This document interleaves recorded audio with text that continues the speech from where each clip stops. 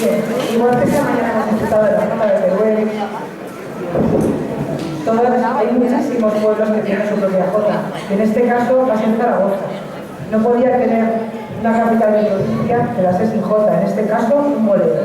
Con ustedes, el bolero de Zaragoza.